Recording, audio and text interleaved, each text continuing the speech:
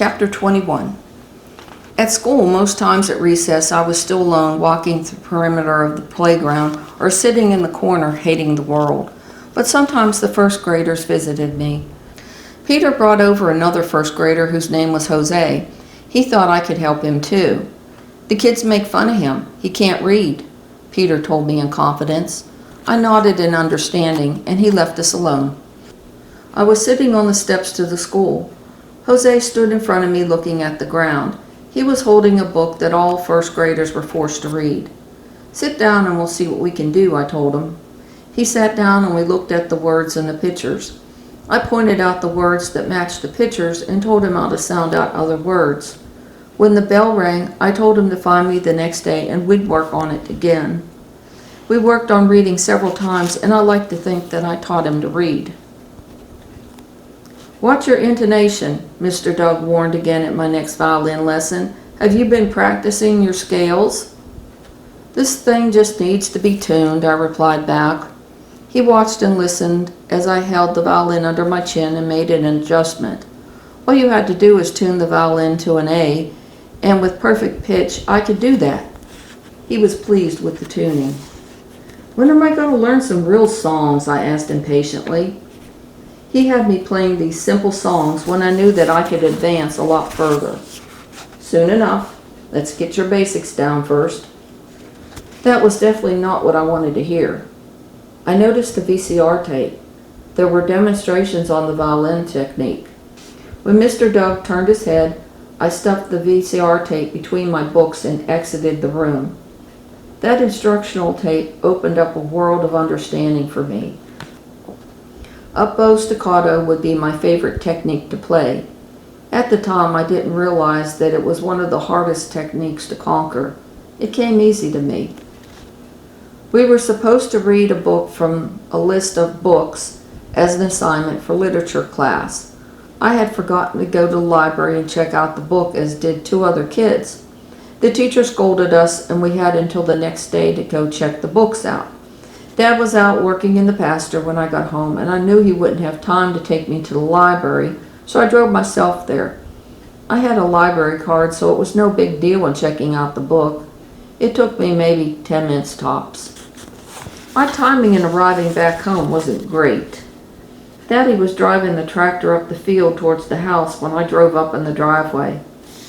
I sighed heavily, knowing that he'd seen me and I'd been caught. Well, he whipped my butt and gave me the daddy of all lectures about driving illegally. Then he sent me to my room without supper. I'd driven 3 other times without him knowing it, but I didn't feel it relevant to tell him that. Since I had told him that the reason I'd driven was to check a book out for class, he sent me to reading it. The phone rang about 7 p.m. I just figured it was Bob calling for my dad. No one ever called for me. My dad appeared in the doorway of my room as I was actually doing what I was supposed to and reading the book for my assignment. "Brian's on the phone. I was going to tell him you're grounded and can't talk, but he sounds really upset," he remarked. I was surprised. I hadn't talked to Stupid Boy since Daddy had taken me to visit him. I had wished since then that I could call him, but it was a long-distance call, and Daddy would have known. Well, Ryan was upset. He was crying to me because his girlfriend had broken up with him. "I just don't know if I can go on," he cried. "I wish you were here." I'd drive over there, but Daddy already beat my ass today and grounded me for driving to the library without a license, I replied. The voice in my head told me to release his pain, and it told me how, so I did. Now he was laughing. "You drove to the library by yourself in your dad's truck?" he asked in amazement. "Yeah, I needed a book for an assignment, and I knew Daddy wouldn't be done with the chores before the library closed. I've driven places several times before by myself. Not that he knows that." "You're such a heathen. Can you even reach the pedals?" he laughed. "Well, yeah, duh. I said I drove there and back. I'm 9 now. I can drive better than Daddy can," I replied in irritation. He was just having too much fun with my misfortune. "If I had a kid like you, I'd chain you to a pool in the house or something. You're always doing something you're not supposed to." "Quit laughing. I feel old enough to do those things, I protested. I don't see what the big deal is. I've been bush hogging the field since last year. Daddy doesn't have a problem with that. And the tractor's a hell of a lot bigger than his Silverado. So I drove his Silverado to the library. So what? You have a point. I hesitantly told him how I'd pulled a guy's truck out of a ditch and that he looked at me like I was a monster when he realized who I was. I wondered how Stupid Boy would react. Oh, son of a bitch. What a stupid fucking idiot. I can't believe that people are so fucking stupid, Ryan cussed. Then he asked, well, did you turn the son of a bitch into a frog and toss him in a ditch? I rolled my eyes and giggled. I should have. If I was there with you, I'd hang you upside down until all the change fell out of your pockets, he laughed. I'd chase you and do one of those goat tie-downs you used to do. We laughed and reminisced about our rodeo days. Yeah, he made me feel loved. I really missed him. Do you want me to go beat up your girlfriend? I will, you know. I don't see why she doesn't like you anymore. He sighed. I'd let you do if that would really help, but it won't. I want to hug you and make you feel better, I said, as I wished I was there with him. In all my years, I'd learned that if beating someone up didn't help, then hugging them would. Yeah, I'd like that. You do make me feel better just by talking to you.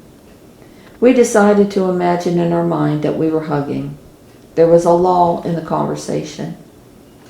Do you know why she left? He asked. What he was really asking was if I had any psychic insight to his situation. It's not that she doesn't like you anymore. She just wants more attention from you.